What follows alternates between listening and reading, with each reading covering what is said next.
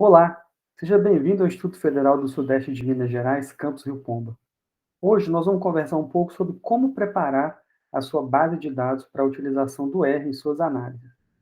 Existem alguns detalhes para a realização das análises estatísticas no R que são fundamentais para que a gente consiga obter sucesso nesse processo. E esses detalhes, se a gente souber com antecedência, a gente pode ganhar muito tempo e pode também, né, permitir que ao longo da construção da nossa base de dados, e à medida que a gente for coletando o resultado dos experimentos, que a gente já tem as tabelas prontas para poder entrar no nosso banco de dados e para poder realizar as análises.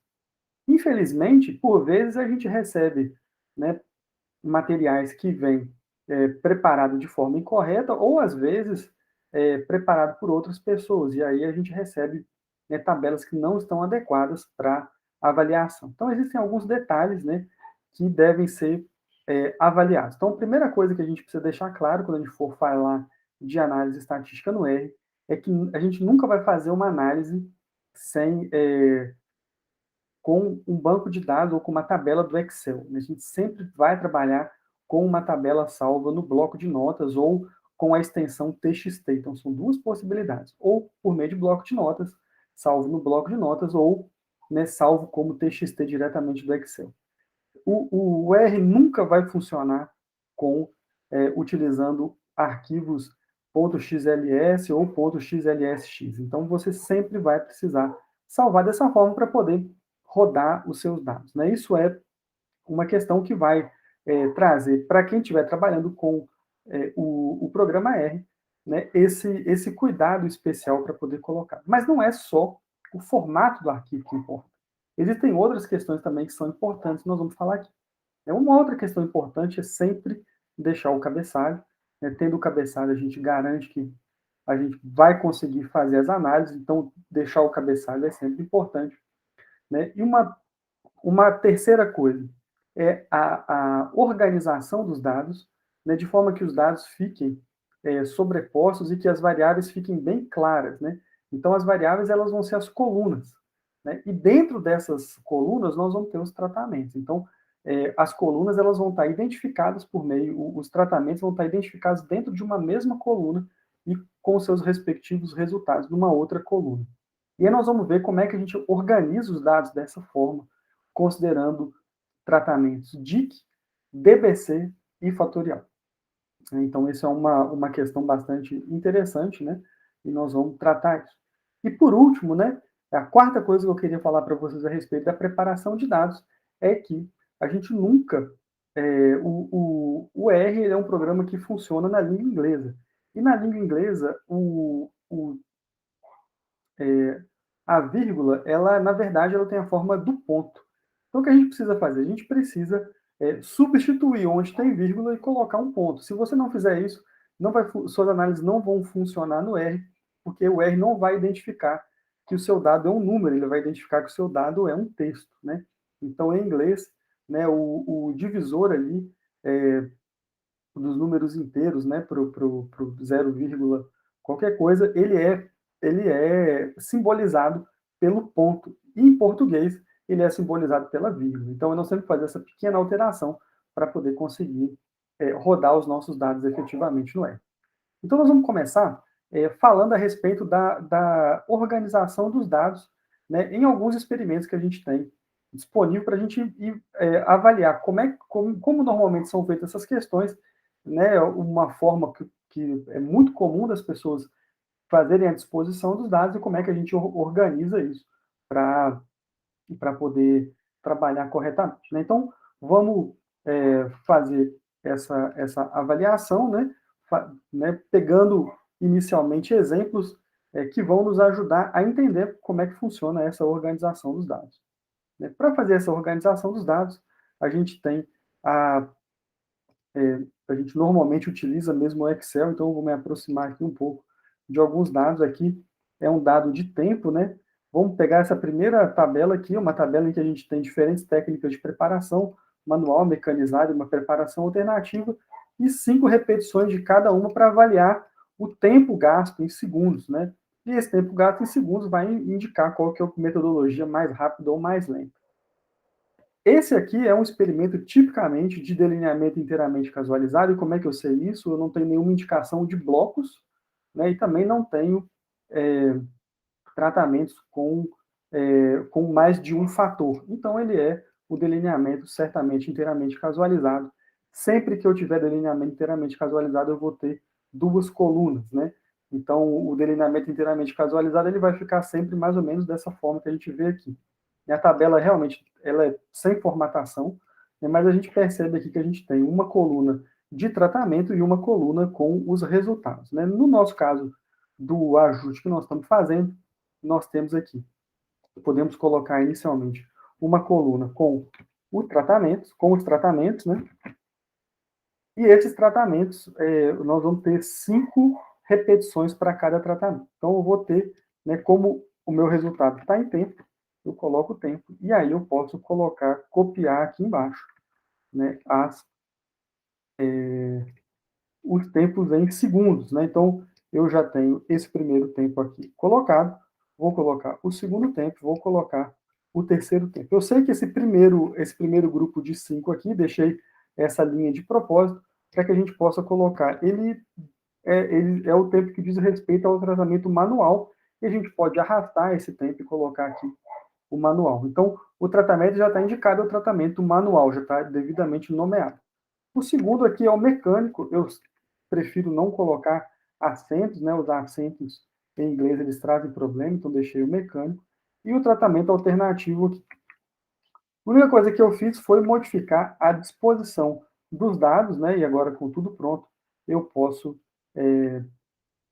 retirar as formatações, né? E com as formatações retiradas, eu tenho o conjunto de dados preparados já para poder ser utilizado no R. Então, esse conjunto de dados ele não pode ser analisado no R, ele não vai funcionar, né? Mas eu posso transformar ele nesse conjunto de dados que vai, nesse formato, né, de conjunto de dados que vai ser bastante útil. Então, fiz esse primeiro, vou fazer o segundo, né? O segundo é a temperatura de armazenamento de um determinado material, né? Então, vamos colocar aqui o revestimento, né? Revestimento, né, né, de um material para realização do armazenamento de alimentos, né, e vamos avaliar a temperatura desses revestimentos. Né? Então, aqui já não é mais tempo, mas é temperatura. Né? Então, a gente coloca aqui tempo, temperatura, né, ou alguma coisa que possa identificar isso. Vamos colocar aqui temperatura. Né? E aí a gente pode colocar os números, né? A gente pode selecionar aqui os números. Eu deixei a linha aqui embaixo para poder me ajudar nessa separação e vou organizando os dados aqui. Né? Organizando os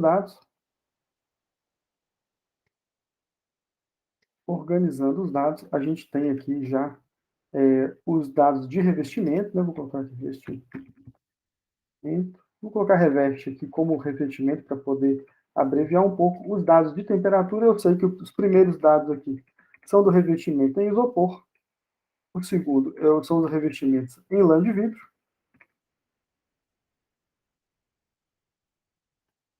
O terceiro é o revestimento utilizando o espaçamento, né, com ar, né, apenas. E o quarto é o controle, como é feito normalmente. É né? Sempre importante ter o controle. A gente colocou isso aqui. A partir dessas colocações, a gente consegue já está com o nosso material pronto. Né? A gente pode, embora seja opcional, porque na hora de salvar na hora que a gente for salvar para o TXT, essas formatações não vão de qualquer forma, mas aqui está a forma que nós vamos conseguir analisar. Né? Os revestimentos, que são os tratamentos, né? São 4 revestimentos, 4 tratamentos, e os resultados referentes a cada tratamento. Veja que eu não identifico as repetições aqui, justamente porque é um delineamento inteiramente casualizado. E com isso eu consigo fazer a utilização desses dados. Né? Coloquei um último exemplo, né, que é o exemplo da glicose, da glicose no sangue em resposta a tratamentos, né, diferentes aqui. né? Eu vou nomear esses tratamentos de maneira diferente, justamente para não ficar muito grande. Então, eu posso chamar esse primeiro aqui, né? Eu vou ter, vamos dizer, primeira coisa, o tratamento, né? Uma coisa diferente desse material em relação aos outros, né, é que trata-se de um material, de um experimento que apresenta designação de bloco, né? Se apresenta designação de bloco, é porque não é um experimento de delineamento inteiramente casualizado, mas sim um experimento de delineamento em blocos casualizados. Então, eu coloco aqui o tratamento, né? Quando eu tiver o delineamento em blocos casualizados, eu vou precisar ter uma coluna para designar os blocos, né? E, por fim, eu vou ter uma coluna para o resultado da análise que eu estou avaliando, nesse caso, a glicose. Então, vamos começar aqui copiando e colando, né? Eu vou começar com os blocos. Na hora de copiar e colar, eu posso usar a ferramenta de inverter, né? E aí eu consigo colocar as... copiar e colar rapidamente aqui os materiais, né? Então, eu vou copiar tudo, vou colar invertendo a ordem aqui, invertir a ordem, né? Tem aqui 96, 95, 100, 108, 96, 95, 100, 108, 120, 110,5, 97 e 92,5. Eu posso colocar isso aqui para baixo, né? Para poder organizar os dados da maneira mais tranquila. Vem cá, faço isso. Posso repetir os blocos aqui, né? Eu tenho 8 blocos, então repito os 8 blocos, repito os 8 blocos, e aí coloco o nome dos tratamentos, né? Então, pega aqui o tratamento. Esse aqui vai ser o primeiro, né? Foi o primeiro que a gente colocou. Esse aqui vai ser o segundo que nós colocamos. E o terceiro que nós colocamos, né? Considerando, né, esse experimento, a gente pode agora já mexer na formatação, embora, como eu falei, é opcional, né? A formatação assim, ela, quando a gente transformar em TXT, ele não vai importar essa formatação, o que é muito bom. E aí a gente tem a tabela quase toda pronta.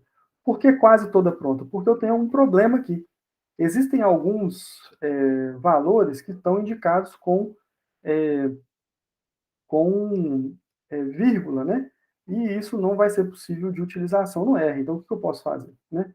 Eu posso selecionar o meu conjunto de dados, vir cá em substituir, e vou substituir, localizar o que é vírgula, e vou substituir por, vou vir cá e substituir por pontos, né? Então, eu venho cá e substituo tudo, ele fez 4 substituições, e aí eu já estou com o meu material pronto para poder importar para o R, né? Então, nesse contexto, o que eu posso fazer é selecionar esse material, e posso, por exemplo, né, uma alternativa talvez mais simples é pegar esse material, importar para o bloco de notas, copiar no bloco de notas esse material, salvar esse material, por exemplo, né? Vou salvar esse material na minha área de trabalho, a título de exemplo, com o nome de glicose. E depois salvo esse material, está salvo no bloco de notas, né? Então, essa é uma primeira estratégia, uma primeira forma da gente retirar o nosso banco de dados daqui e colocar o nosso banco de dados no modo TXT. Então, a gente falou ao longo dessa explicação, né, como é que a gente transforma os dados em dados, em tabelas que podem ser usadas, né? Então, aqui eu coloquei uma tabela típica de DIC, né, onde a gente coloca os tratamentos, né, uma coluna com os tratamentos, uma coluna com os resultados, nesse caso aqui o resultado em decagrama de nitrogênio, né? Essa tabela ela não poderia ser usada assim porque ela está com as vírgulas, né? Então precisaria trocar as vírgulas. Se fosse em DBC, né, eu teria uma coluna de tratamento, né, com os diferentes tratamentos dentro dessa coluna, né? Eu teria uma coluna com os blocos, né, com cada bloco, né, indicado aqui, né, e a partir daí os diferentes resultados. Então aqui eu tenho o resultado para decagrama de cálcio, o resultado para decagrama de potássio, para miligrama de cobre, para miligrama de manganês, para miligrama de ferro, para miligrama de zinco. Então, essa é uma forma de você organizar, né? Então, vou dar essa dica no final a respeito dessa forma de organização de dados aqui. Uma outra forma de organização de dados, que nós vamos usar mais para frente, são os experimentos fatoriais, né? Os experimentos fatoriais, normalmente, eles apresentam duas formas, dois tratamentos que são aplicados simultaneamente, né? E com isso, né, como ele tem dois fatores de variação que são aplicados simultaneamente, eu vou ter as duas primeiras colunas com esses fatores. Então, eu vou ter aqui os tratamentos principais, né, que vão estar indicados aqui. Na segunda coluna, eu vou ter o segundo tratamento, né, em que vai ter todos os níveis desse segundo tratamento. Nesse caso aqui, foi a temperatura, né, de 15, 20 e 25 graus. E esse aqui ainda é um fatorial em blocos. Então, além disso, eu tenho os blocos, né, bloco 1, bloco 2, bloco 3, bloco 1, bloco 2, bloco 3.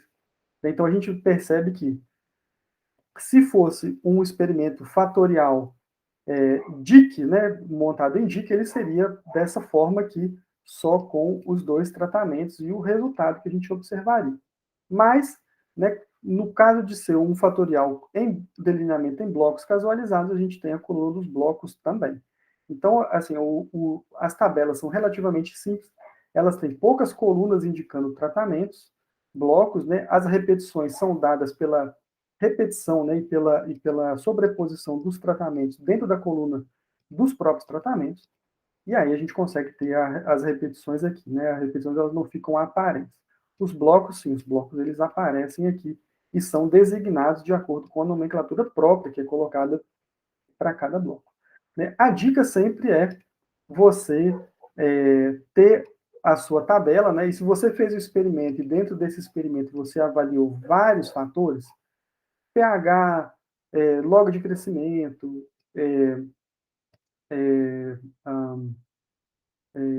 sólidos solúveis totais, acidez, etc. Você coloque tudo aqui numa única tabela, porque você faz uma única importação para o R. E a partir dessa única importação, você consegue fazer todas as suas análises rapidamente. Então, vamos transformar essa tabela aqui, numa tabela importável para o R, né? Então, a primeira coisa que a gente está vendo é que tem muitas vírgulas aqui, as vírgulas elas não combinam com o R.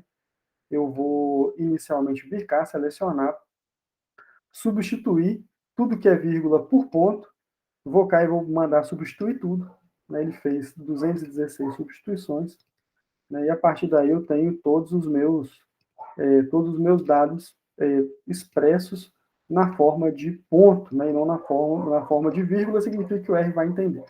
A partir daqui, o próximo passo seria justamente salvar esse arquivo, salvar como, né? Eu vou salvar aqui na área de trabalho e vou salvar aqui como nutrientes, né? Nutrientes. E vou escolher aqui a forma de salvamento. Eu vou escolher a forma TXT. Então, vim cá, escolhi TXT e vou salvar, né? Fui no salvar como, vou salvar. Ele vai dizer que esse tipo de salvamento não funciona para pastas, que ele vai salvar somente a planilha ativa. Eu vou dizer que está ok, pode salvar assim mesmo.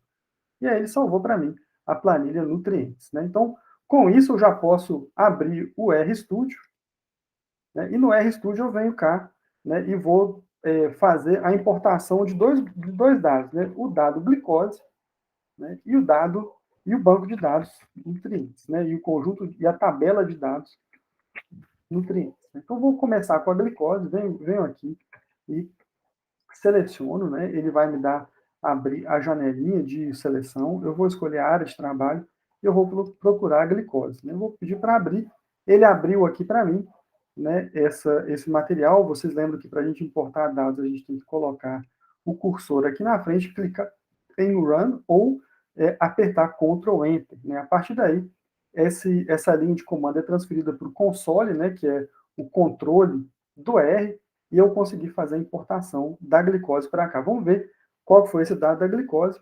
Foi justamente aquele dado que a gente tinha construído, né, com os tratamentos, os blocos e os resultados. Veja aí que está tudo bastante determinado. Eu posso pedir, por exemplo, para ele fazer o plot, né, ou plotar os dados do conjunto de dados ou da tabela glicose, né? Então, eu pedi para ele plotar os dados da glicose aqui para a gente, né? Vamos ver ele plotar todos os dados, né? Então, vamos ver se ele vai plotar para mim.